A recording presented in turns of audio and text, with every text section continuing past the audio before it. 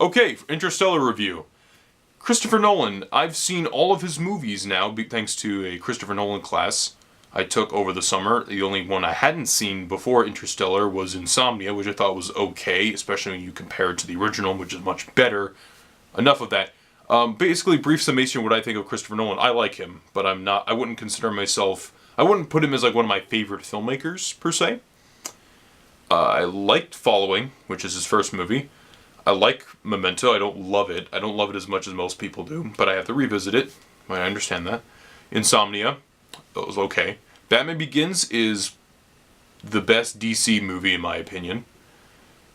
Prestige is probably one of my favorite Nolan movies. That and Batman Begins are my two favorites, probably. Dark Knight is really good, obviously. Or for me at least, not obviously, because I know people who don't like the movie, but I liked it. Inception, I saw it for the second time this summer, and it got better that second time. First time I liked it, the second time I really enjoyed it, and I appreciate Nolan in that sense. Rises, I'm not as much of a fan of as I know some people are. Some people just really dig the hell out of this movie, and I'm sorry, I just can't get into it. To me, it's just such a step down from the other two. But it's still fine. And then Interstellar, I was very excited for Interstellar, watching the trailers for it, and then the tagline, mankind was born on Earth. It wasn't meant to die here. And that is the best tagline I've ever read for a movie. There are few taglines that are as powerful as that. Like, most taglines are just really stupid, or some stupid pun, or just, oh my god. This one I felt it was genuine in, like, the sense that it was, like, inspirational, but also, like, you know, the fact that we gotta start doing things with space. So, story goes something like this. You have Matthew McConaughey, who's this farmer, who is supposed to be a NASA pilot, but we live in a world where the food is dying. The government has lied about the Apollo missions and said they were a hoax to, defeat the Soviet Union in order to convince more people to become farmers. Matthew McConaughey stumbles onto NASA and then becomes their go-to pilot to launch a expedition for potential planets for people to move out on. So that's the basic story, but let me get down to the other stuff. Well, what I didn't like. There's some logical lapses, but that happens with every Nolan movie. To me, it's like a matter of pick the things that you don't like. There's certain things that are really stupid in this movie, coincidences and stuff like that, that happens. Like when he finds NASA, certain decisions people make in the movie, that sort of thing. And the ending a little bit. But let me get to the positives, because I really enjoyed this movie. I cannot remember the last time I've been wowed by a movie. I saw this in IMAX, which is the only way to see it. Don't you dare watch it on a computer. Don't you dare, pirate it or anything like that. I'm already I'm not really a big person into, pirating stuff, but just don't. You have to see this on the biggest screen possible. And as close to this, I reasonable distance from the screen. I was like this almost. And it was the best experience. Oh my god. Nolan uses his CGI sparingly in most of his movies, but I thought the CGI was mostly seamless in this movie. The best visual effects I've seen this year and in a while. It's visually amazing. When they travel through the wormholes and the spacecrafts are flying. Mother of God, it's amazing. I don't want to sound like I'm a pretentious jerk, but Jesus, it was beautiful. Man, I know people are complaining about like the worlds that weren't good looking. I'm like, what are you complaining about? This is gorgeous. So enough about the visuals for a minute.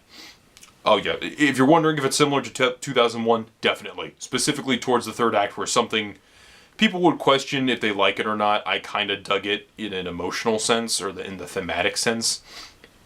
Like kind of a weird twist, but it definitely feels like 2001 in a lot of respects. I love Matthew McConaughey in this movie. You could not have this was perfect casting, because you needed somebody like McConaughey who's like a human being and is likable in order to be in this movie. I remember people were complaining. I was reading they wanted Christian Bale, and I'm like, I can't see Christian Bale as this pilot. I think I wouldn't have liked this movie, because it really hinges on your how much you like the Matthew McConaughey character. I believe his name is Cooper in the movie. He's really likable. The daughter Murph, who's the older version's played by Jessica Chastain, the younger version, I forget the actress's name, but they were both excellent. And I love that father-daughter dynamic. And you can also kind of tell that this was originally slated for Steven Spielberg, because it's more emotional in that sense. And that's what I liked about this movie more than most of his movies, is that it's emotional. I give a damn about what's happening on screen. Like, I'm not saying I never care what's happening on screen in a Nolan movie, but I feel there's an emotional disconnect when Nolan makes a movie. And that happens sometimes in this movie, but for the most part, I was really digging the characters. I was getting emotional. One of my favorite scenes in the movie is where, because this is about like time relativity and stuff, where like an hour in one place can last decades in another place. Matthew McConaughey is watching these space logs of his son basically growing up over the course of 23 years.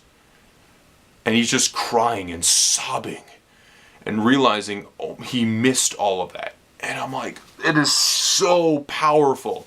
Another great scene is where they're launching. It's like he's driving away from home and he's crying and sobbing and his daughter's running after this truck, but it's intercut with footage of the launch. You know, it's not about them training and anything. It's just the launch, and it's just powerful stuff, man. Whoa. And I liked Hans Zimmer's score. That's a side note. But I feel it's getting like a 74% Rotten Tomatoes. I probably like it more than most people. Just realize that. But I really loved it. Might be one of my favorite movies this year. Easily my top 3 for this year. Oh my god. It's beautiful. It's beautiful.